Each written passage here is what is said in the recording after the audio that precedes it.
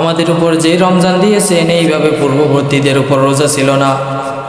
4টা ধাপে আমাদের উপর আল্লাহ তাআলা রোজাকে ফরজ করে দিয়েছেন। প্রথমে রাসূল সাল্লাল্লাহু আলাইহি ওয়াসাল্লাম আমাদেরকে দিয়ে অভ্যাস করাইছেন। কি করাইছেন? কাজের প্রশিক্ষণ দিয়েছেন। কোনো কাজে যদি প্রশিক্ষণ না থাকে তাহলে ওই কাজটা করতে পারবে না বান্দা, ঠিক না বেঠিক? পরিপূর্ণভাবে ওই কাজটা করা সম্ভব না। কেউ যদি ইমামতি করে, কি করে?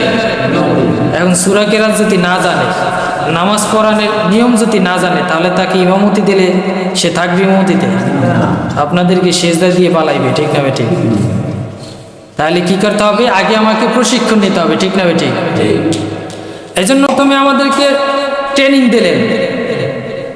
প্রথমে রাসূল সাল্লাল্লাহু আলাইহি ওয়াসাল্লাম 3টা রোজা রাখতেন, আইয়ামে 20, 13, 14, 15 আরবি মাসে 13, 14 এই 3টা রোজা রাখেন। এইটা ফরজ ছিল না। কি ছিল না? ফরজ ছিল না। এইটা দ্বারা আমাদেরকে ট্রেনিং দেওয়া হয়েছে। এরপর নবী করিম সাল্লাল্লাহু আলাইহি ওয়াসাল্লাম যখন হিজরত করে মদিনায় গেলেন, যাওয়ার পর দেখতেছেন ইহুদিরা 10 মুহররম আশুরার একটা রোজা রাখে। কয়টা? একটা রোজা। তো ইহুদিদেরকে জিজ্ঞেস করা হলো, তোমরা কেন রোজা রাখো?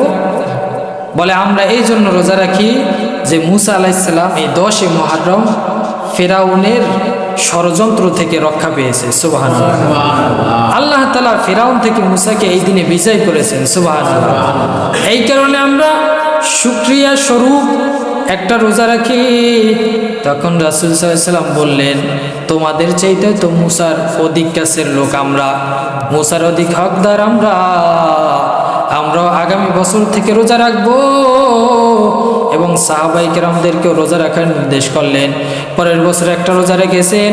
রোজা রাখার পর নবীজি ডাক দিয়ে বলেন, ও সাহাবায়ে কেরাম শোনো, সামনের বছর যদি আমি বেঁচে থাকি তাহলে আমরা 9, 10 অথবা 10, 11 2টা রোজা রাখবো, যাতে করে ইহুদিদের সাথে আমাদের মিল না হয়, ঠিক না বেঠিক?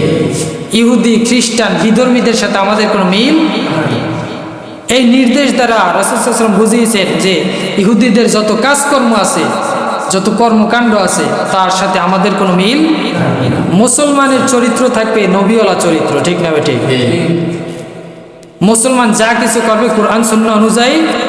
এই জন্য রাসূল বললেন, ইহুদিদের সাথে আমাদের কোনো মিল নেই, আমরা রাখবো 2টা। কয়টা? ওরা যেহেতু একটা রাখে, আমরা রাখবো 2টা।